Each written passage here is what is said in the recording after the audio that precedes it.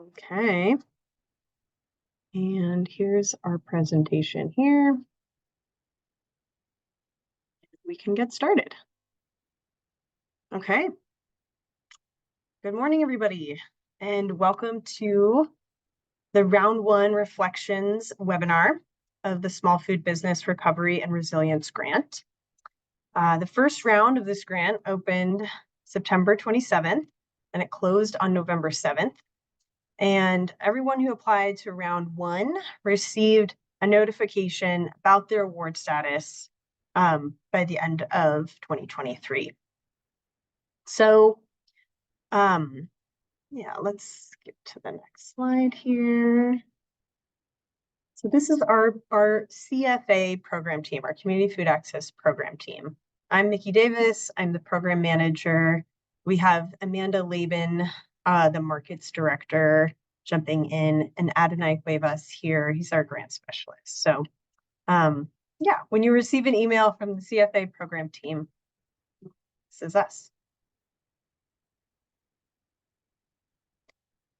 So today in this webinar, we're gonna go over again the purpose of this grant program. And we're gonna talk about the qualities of successful proposals in round 1. And we're also going to get into some of those reasons why some round 1 applications weren't successful. As you know, we've got a round 2 coming up quickly. So we're really hopeful that this is a useful webinar for businesses who submitted an application in round 1 who weren't successful, and they want to better understand if they should submit an application for round 2, and if so, where they can focus their application, their attention on, so that they can, hopefully be successful in round 2. This is also going to be really useful for businesses who did not apply in round 1, but they're interested in applying in round 2. And then, of course, this is going to be a helpful webinar for any organizations that are providing technical assistance or outreach for this program. So at the end, Ad and I will be reading back some of the questions that you put in the chat as we go along. So we'll go through this presentation, and Ad and I will read back some questions. So please, as things are coming up, type those questions in the chat. Ad and I will be collecting those, and we'll go through as many as we can at the end of the session. Okay, so getting started here. Many of you have heard this a number of times, but we want to reiterate the purpose of the program. So this is the legislative language that establishes our program here. So the purpose of the program is to increase access to or lower prices for healthy food in low-income or underserved areas of the state by supporting small food retailers. So again, that's the language in the law that sets up this program. So another way to think about that is the purpose of the program is to increase opportunities for Coloradans living on a low income to purchase groceries. Another way to think about this is expanding the variety of healthy food items available at retail locations where Coloradans living on a low income normally shop. Another way to think about this is improving the infrastructure for retailers who are the sole place to buy groceries for a very low income or a very rural area. Those are sort of other ways to think about this purpose. And again, this program is very retail focused, and it's designed to fit into a larger food security effort through supporting small food retailers. So farmers markets and farm stands are considered small food retailers and are eligible to apply for this grant. And then farms who are on that supply chain, who supply products to small food retailers, are also eligible to apply.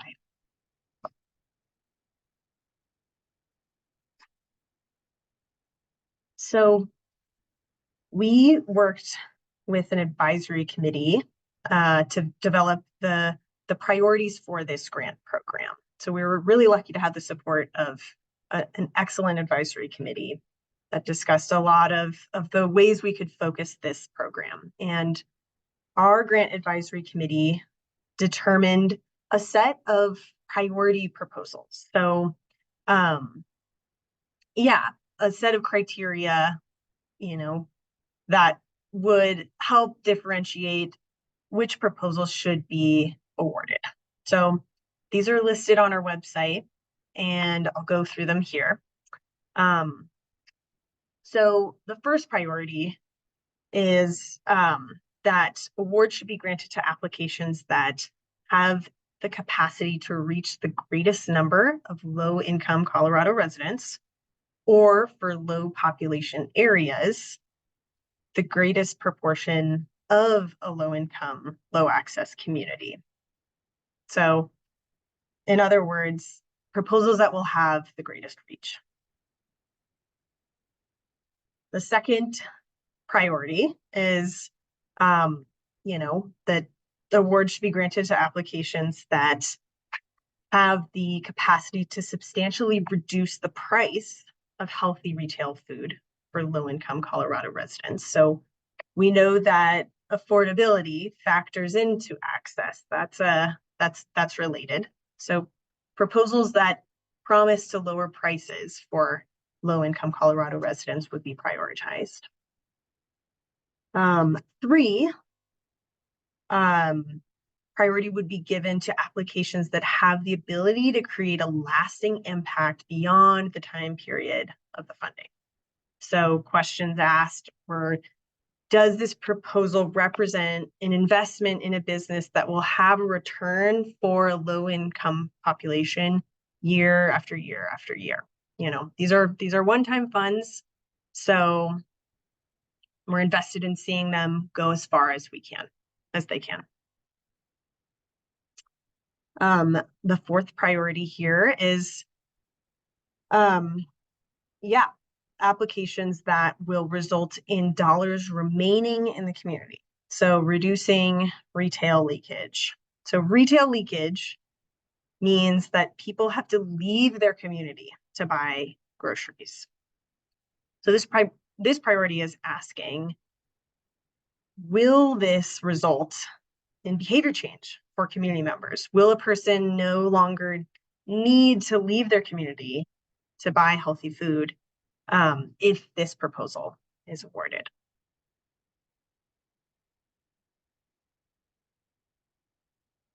So the fifth priority is for applications that promote a comprehensive response to local food access, farm, and nutrition issues. So is this application proposing a solution that strengthens the local food supply chain and will address other challenges? The sixth priority is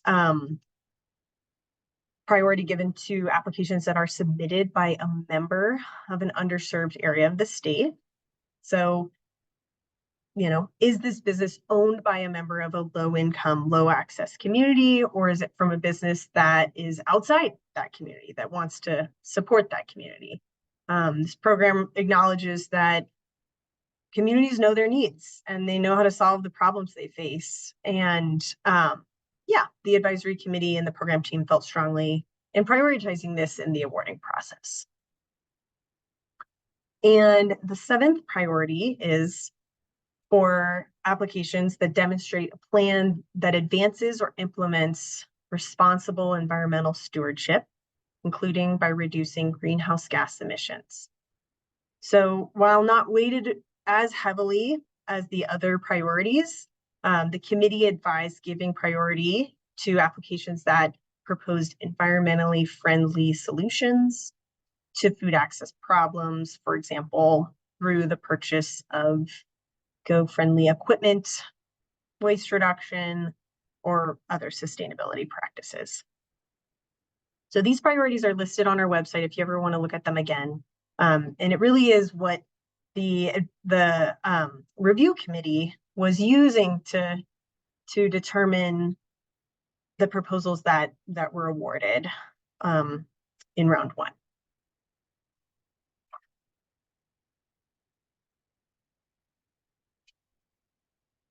So we are still working with round one awardees to confirm their eligibility. As you all know, there's a step after being awarded where applicants need to verify that they're an eligible business. So we're not able to make an announcement and release the names of all the businesses that were awarded yet. However, I do want to highlight some figures from round one that might be helpful for understanding where awards went. So, as some of you know, this was a very competitive process. We had almost 200 applications looking for 7 million in requests. We awarded 42. So, yeah, it was quite competitive. But also, as you know, there are different business types that were able to apply to this grant. And of the 54 applications we received from stores, 25 were recommended for award. So almost 1 in 2 stores who applied for the grant were found to meet the priorities that we just went through very well. So the other kind of small food retailer, which is the farmers markets or farm stand or farm direct operation, of 56 farm direct operation applications that we received, 13 were recommended for award. So yeah, about 23% of those business types were awarded. And then finally, the department received 85 applications from small family farms. So that was a lot. You can see it's a lot more than, the other business types. And only 5 were recommended for award. So I show this to you to help illustrate the super competitive nature of round one of this grant, and also just reemphasize the focus of the purpose of this program on retail activity. So, before we can announce the names of the businesses, I wanted to just give some examples of the types of proposals that were successful. So, stores that represent the only place to buy food in a rural area requesting infrastructure updates to expand a produce section, for example, that represented a very strong application. Another example is, stores in a very low income, low access area offering culturally important foods to a low income community, requesting cold storage and infrastructure updates to be able to purchase, foods in bulk and get better pricing that they can pass along to their customers. So that infrastructure allowing them to make bigger purchases when they do, and pass that savings along to their customers, creating more affordable food. And that was another really appealing application type.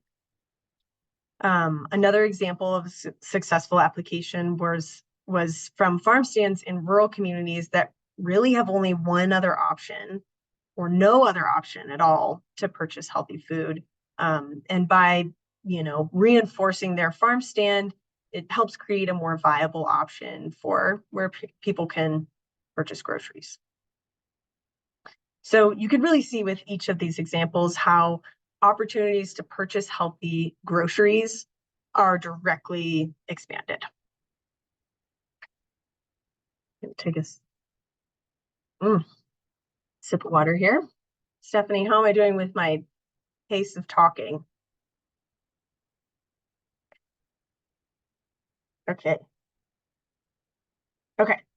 So now we're going to get into the feedback. So for every applicant who submitted an application in round one who was not successful, you received a reason why that wasn't successful. And we're going to go through each of those here and now. So feel free to tune into the one that is related to you, but also all of them can really help inform, if you choose to reapply, where to focus in on. And please remember this feedback was provided as a courtesy so that businesses could have more information about, one, whether or not they should apply again, and if so, where to focus your efforts in improving your application. We know you all are small business owners and you're really busy and you're trying to weigh how to spend your time.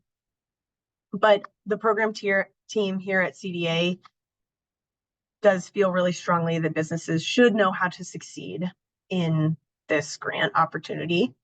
And it can be tough to receive feedback, but we hope that you take this as a way to focus your time if you decide to try again.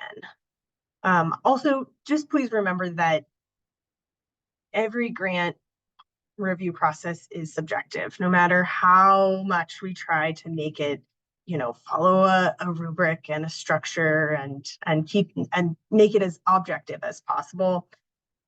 There is just inherent subjectivity. So I say that because if you feel like you were misunderstood in the way you wrote your application, we really encourage you to try again in round two and give it another shot. And hopefully this exercise through this webinar will help you do that successfully.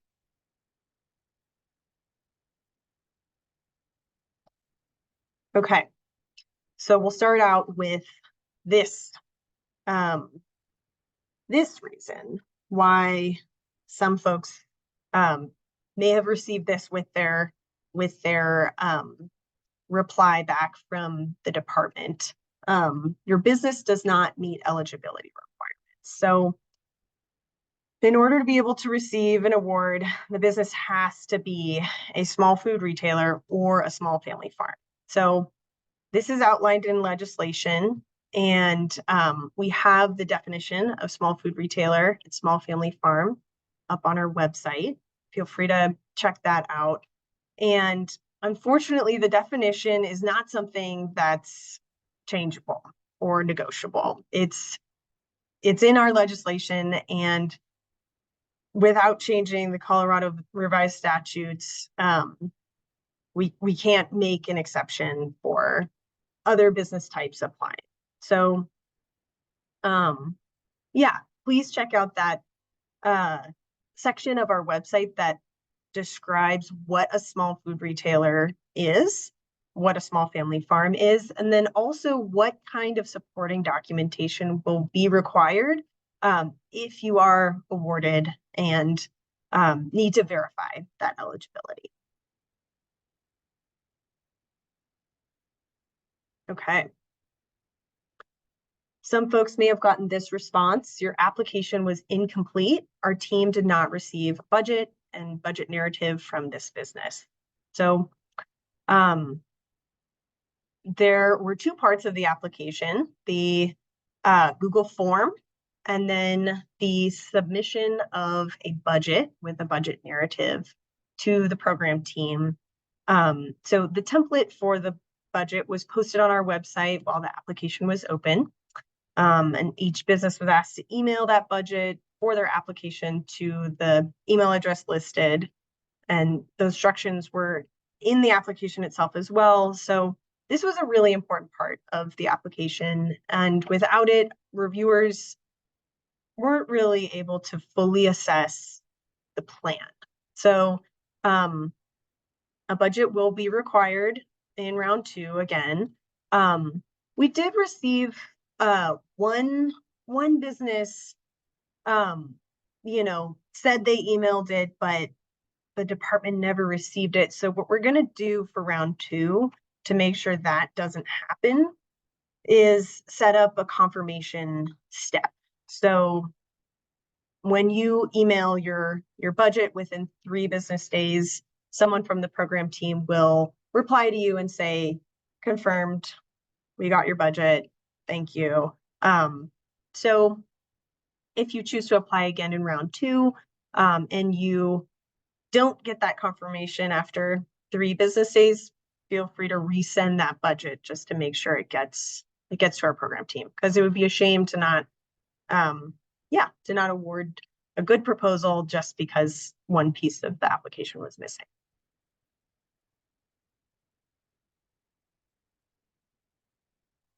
Okay, so some businesses may have received this feedback. Proposed plan is focused on charitable food programs, which are outside the scope of this program. Proposal is focused on expanding access to school food, which is outside the scope of this program. Or proposal is focused on expanding access to prepared food, which is outside the scope of this program. So again, retail food, purchasing groceries is the focus of this program. So while school food programs and charitable food programs and ready-to-eat meal programs are important, really important ways to address food insecurity, this program is focused on expanding the opportunities folks have to purchase groceries in their community. So it's designed to fit in with other efforts addressing food insecurity by supporting small food retailers. So one thing I want to note here, if your business participates in multiple types of programs, so for example, you're a farm and you grow products for free CSA shares for WIC families, but you also have a farm stand that reaches a low-income, low-access community, you're definitely still eligible to apply, but your application needs to really focus on those retail activities. In this example, the farm stand, not the WIC CSA. So, we love knowing that you participate in a WIC CSA and any other ways that your business is focused on moving the needle on hunger and food insecurity. But for the application for this grant, we really need to see that totally focused in on expanding those opportunities for people to purchase groceries.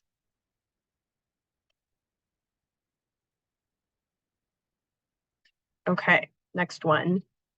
Proposal is focused on ineligible expenses. So please take a careful look at the eligible expenses and ineligible expenses list on our website. The list is pretty extensive, and applications that focused on ineligible expenses were not scored highly because it was difficult to understand if the plan would be successful without those costs included. So as you're applying for round 2, if you so choose, please take a careful look at that list of what's going to be allowable and what's definitely not allowable. And you're more than welcome to reach out to the department if you have questions. We also have a really excellent document where we've got every question that was ever asked of the department posted on our website. It's under the frequently asked questions. Take a look at that because someone else may have asked the same question you're wondering about. So,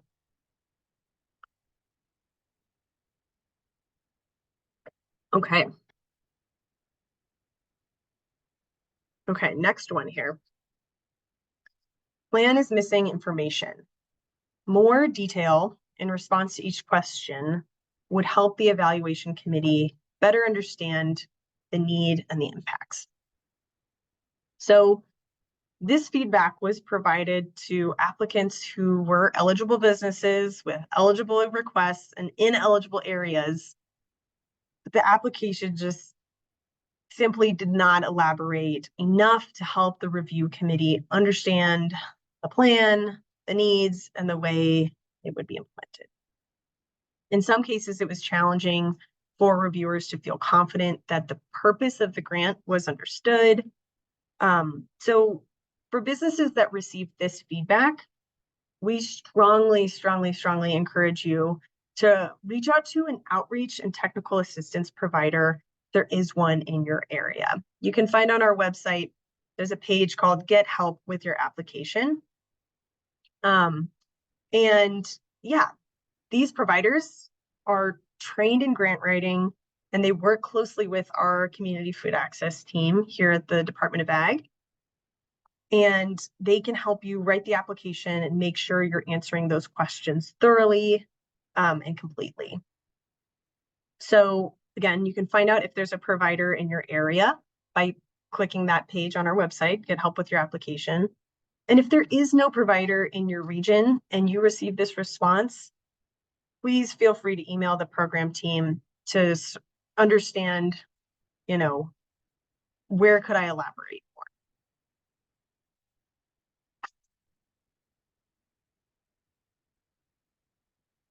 more? Okay. Next one here. Plan is missing information, not enough information for the evaluation committee to clearly understand the proposed work plan. And plan is missing information, unclear why some requested line items are essential for the work. So applicants that received this feedback just left one too many gaps in the application to help the reviewers feel confident in scoring highly. So again, these reviewers are looking for the applicant to really clearly state the need, describe what purchases will be made, and how that's going to result in increased access to purchasing healthy food for a low-income population. So if the reviewers couldn't understand the specifics of how the plan was going to work, then it was hard for them to score highly. In some cases, some applications included items in the budget that weren't mentioned in the application, or were mentioned in the application, but without enough justification for their role in expanded access. So if you received this feedback and you thought you were super clear, it might just help to have some fresh eyes read it, whether that's an outreach and TA provider or a friend, and say, does this plan make sense? Is this clear to you? And yeah, bear in mind, reviewers are coming from all walks of life. They're not necessarily, familiar with farming practices or farm stand practices or managing a grocery store. So really making it clear for anyone reading to understand. And it was particularly important for businesses that are involved in many different types of work to clearly outline how the requested costs would be used expressly and specifically for the expansion of retail opportunities. So, for example, a requested vehicle for a farm that delivers to schools and restaurants and food pantries and retailers in low-income, low-access areas. They really need to help the review committee understand how that vehicle will be used to deliver to the retailers, how that's the missing link there, and not for all the many other activities that business is involved in.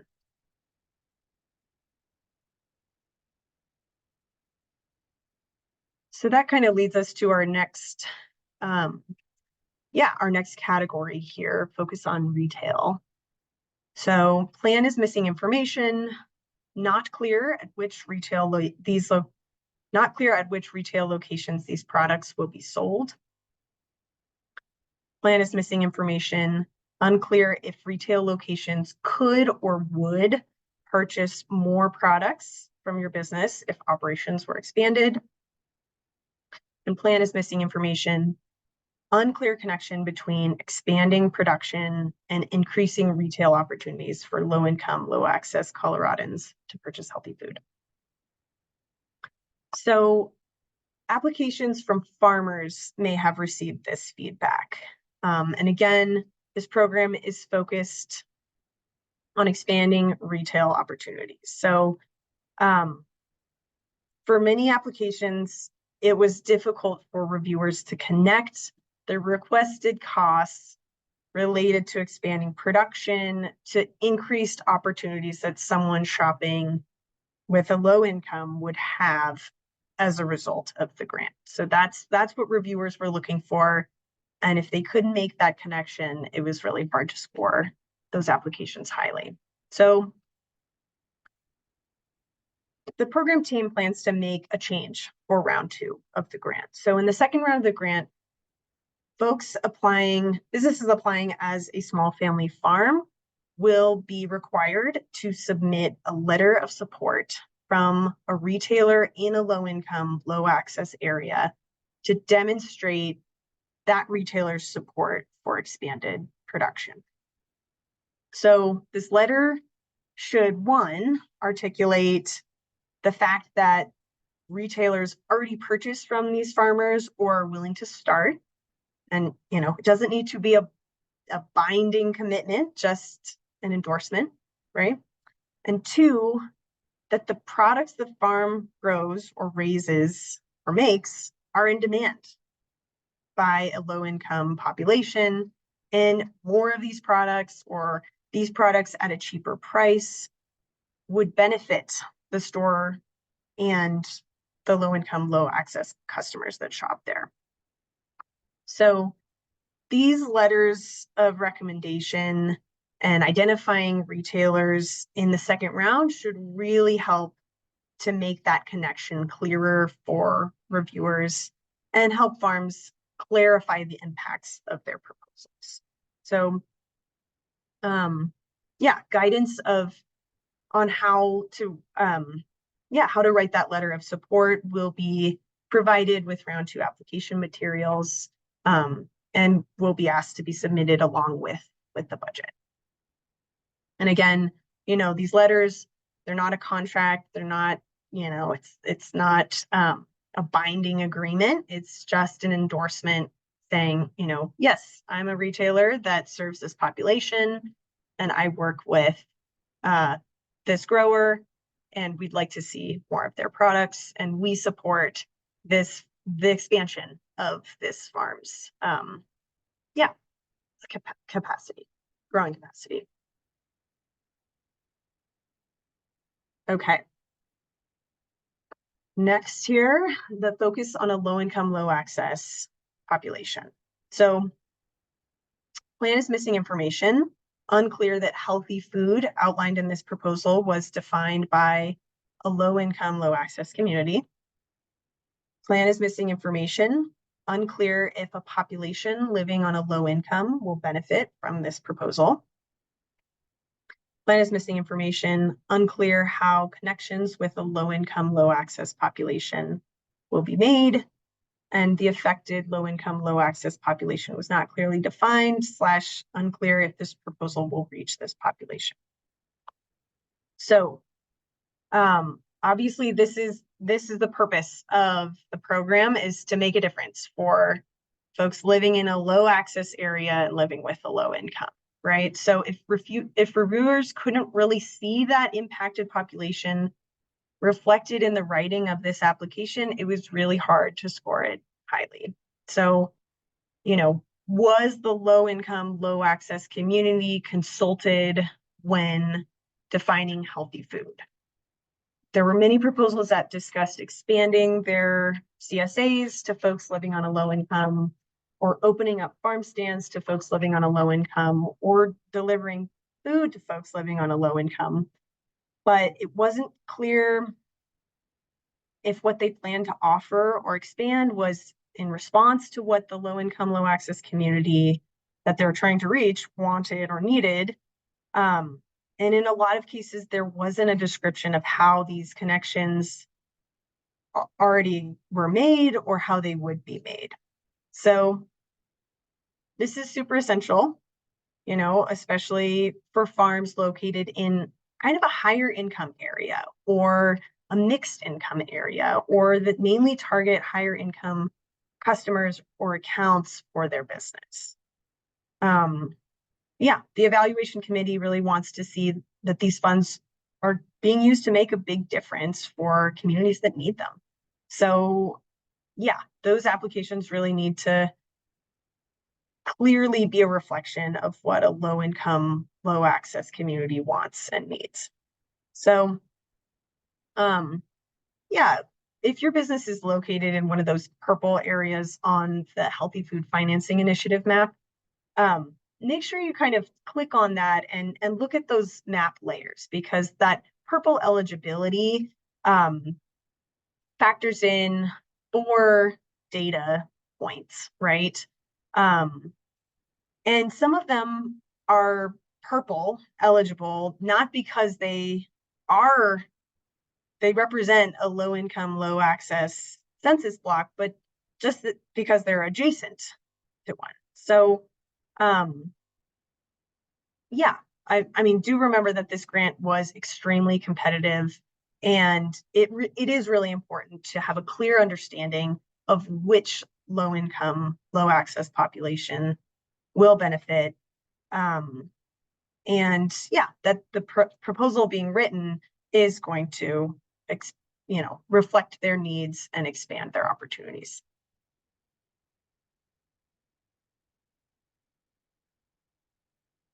Okay, now we'll move on to the feedback that was related to the grant priorities. So low projected impact compared to requested cost. So this was feedback given and to some applications that were unsuccessful, and it's related to that greatest reach priority number 1. So again, these are taxpayer dollars being granted out, and the review team is really looking to fund proposals that will create the biggest impact. So yeah, the goal of this program is to expand access for the most people possible in the most impactful way. So proposals that were impacting very few people or in a rather small way were ultimately kind of ranked against those that, all else held equal, were just making a bigger impact. So again, yeah, it was a competitive grant. Okay, up next, proposed plan didn't demonstrate sustainability beyond the funding period.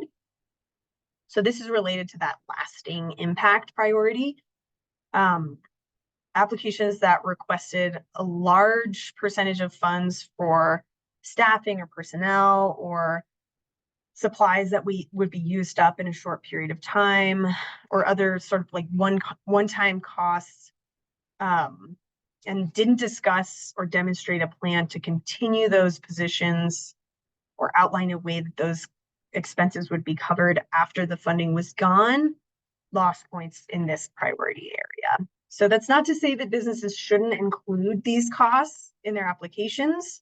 If this is truly the greatest need and, will demonstrably support, moving the needle on the goals outlined for this program, we encourage you to include these costs in your application. And, numerous awarded proposals did have these costs, but it was just really important to demonstrate the business plan for how these costs would be covered after the funding was gone.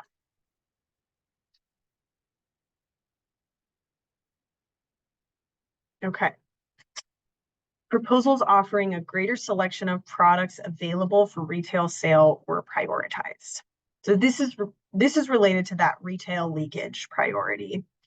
So the goal is to decrease retail leakage, meaning reduce the number of times people need to leave their neighborhood or community to buy groceries. So applications for retail locations like farm stands that only sold one product didn't score well for this priority point.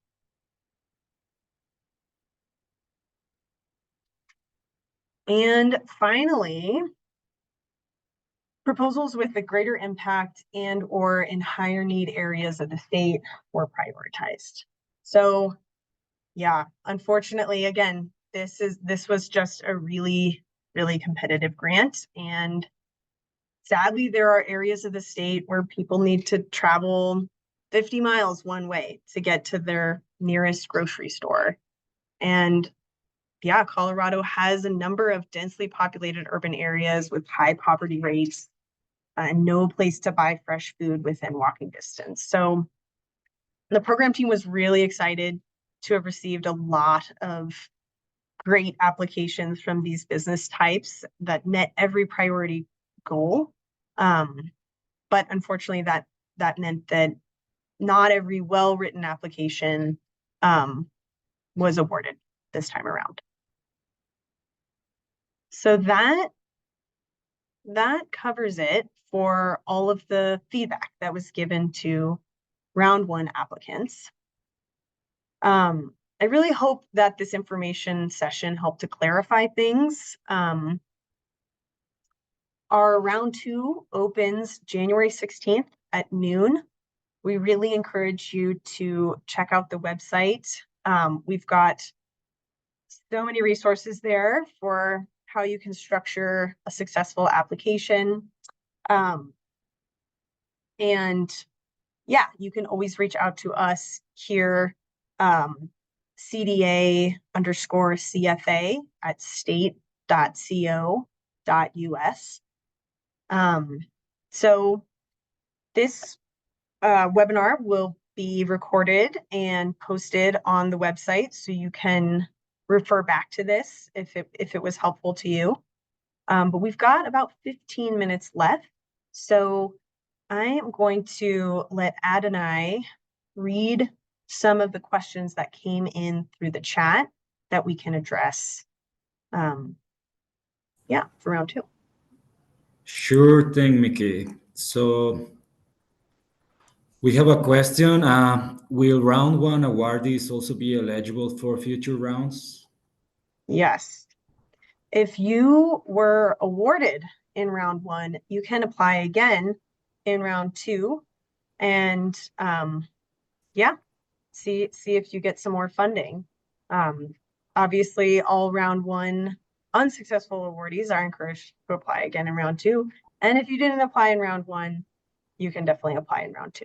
So Awesome. And we have this one that is reading for an unsuccessful application that reads greater need or higher impact was prioritized in an extreme rural community. What those reasons will be? How can they understand that criteria that defines them?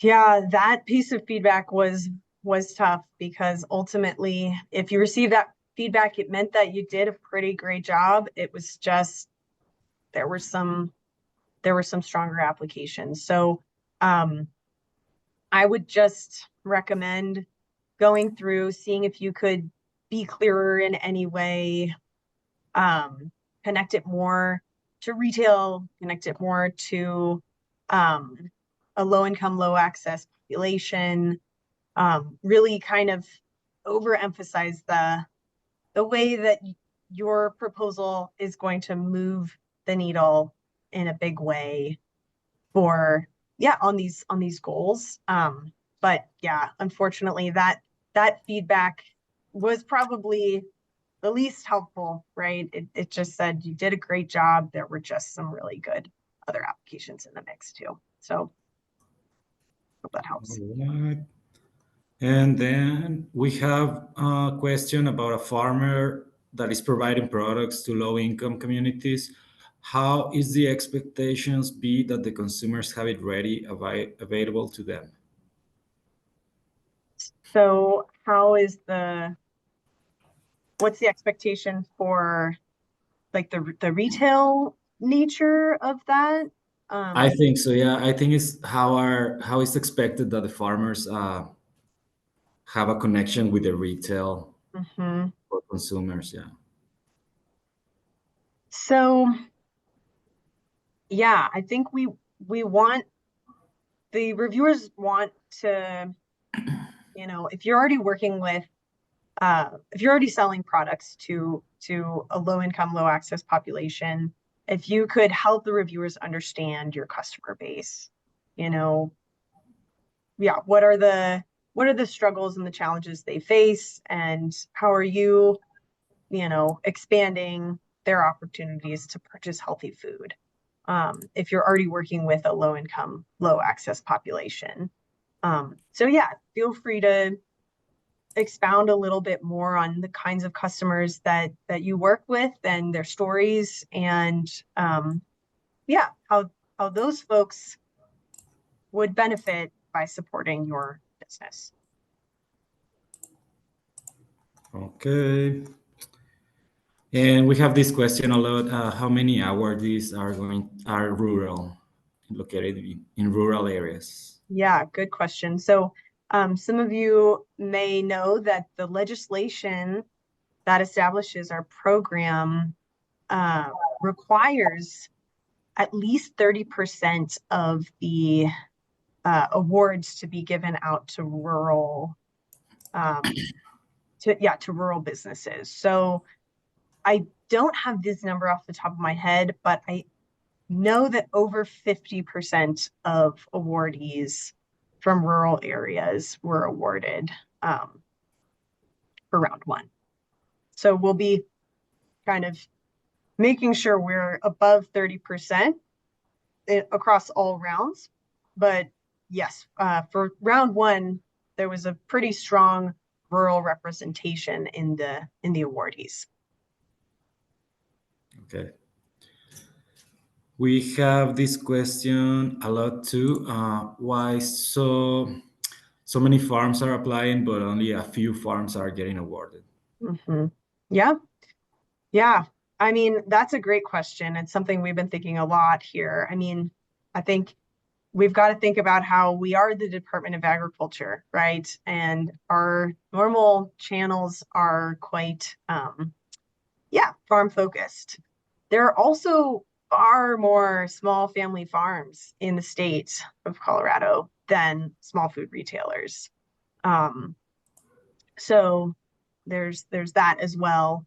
Um, and yeah, I think, you know, it's important to stick to what the legislation is really outlining. The purpose of this program is to support small food retailers. So small farms are eligible and definitely encouraged to apply. And we really feel that round two may result in uh, a better ability for farmers to make that connection to retail. We didn't quite have enough questions that explicitly and clearly asked, what are your retail outlets and how will this proposal, support those retailers? Again, the intent of the program to support small food retailers. And then ultimately, how will this move the needle for someone who's, a SNAP recipient or living on a fixed income or living on a low income, living in poverty? How will this expand their opportunities to be able to buy basic, staple, healthy foods and ingredients for dinner? Okay. And can we explain how lowering the cost of food it's a priority, but is not mandatory? That's a good question, too.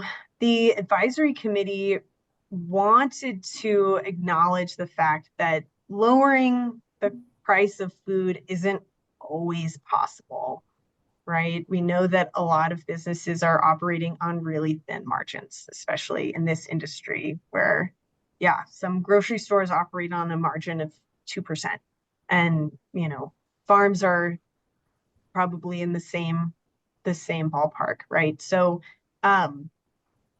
lowering prices isn't the only way to expand access, especially through this grant program. There may be other ways that the program can work with small food retailers and expand their opportunities so that they can, ultimately lower prices through a different mechanism. But yeah, we wanted to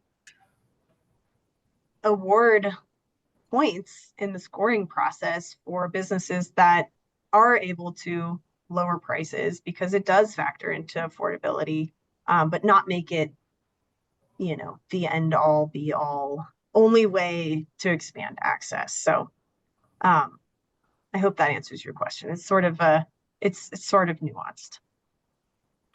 All right. And then we have a question about how farmers, which applications were not successful, and they receive a feedback that was proposals projecting a greater impact and in our higher need areas of the state were prioritized. How they can prove their proposals are on a greater impact or in high need areas. Yeah. Yeah. Yeah, I feel that this might be a little bit similar to the previous question. Yeah, what I would do is just kind of, in every way you can, really make it abundantly clear to someone reviewing your application that this is a really high need area. My business is a keystone species in the food landscape, right? And many folks living on a low income will be impacted in a beneficial. Really try to paint that picture of what the reality will look like after your proposal is awarded for someone shopping with a low income in your community, how their options will be expanded to purchase groceries. Okay. And sorry, Ed and I'm just going to add to Mickey's piece on that with just like that connection to the low income, low access community, and really like not that that they exist, that there are people in your community who are struggling, but that that there is that demonstrated relationship, that they are coming to you to buy food, that you are a source that they can regularly access to purchase food, and that it's not an out of the way, opportunity that would make it harder to buy food regularly from you. So just wanted to share that. Thanks, Amanda. Yeah, totally agree. All right. Then we have this question about if most awardees were from established businesses, meaning that businesses that have been running for many years, or did we have any awardees that have newer businesses? That's a good question. And a lot of it's related to the way the legislation defines eligible businesses. So unfortunately, the way businesses need to prove eligibility is to prove that they are a small food retailer and, they have less than 10,000 square feet and they have, they already carry 3 staple foods. So stores that were not open yet, or businesses that have not started are technically, unfortunately, not eligible. So yes, there was a range of sort of newer businesses versus really established community staple locations in terms of stores. Farms had a little bit more flexibility. There are some, technically a farmer that sells at a farmer's market is already a farm direct operation, but they could apply to open up a farm stand. So funds could be used to kind of start a new business venture for that business category, if that makes sense. So unfortunately, our hands were tied a little bit with like what could be supported. At what point of establishing the business or the business angle or operation. So I don't know if that answers your question, but for the stores, everybody had to be an existing store. For farms, farms just needed to be able to prove that they are a farm and they have this income that's under $350,000. I don't have the facts off the top of my head how many of those businesses were really established versus on the newer side, but I'm not sure that it leaned in a certain direction, and it certainly wasn't considered in the priority scoring. You know, how established is your business?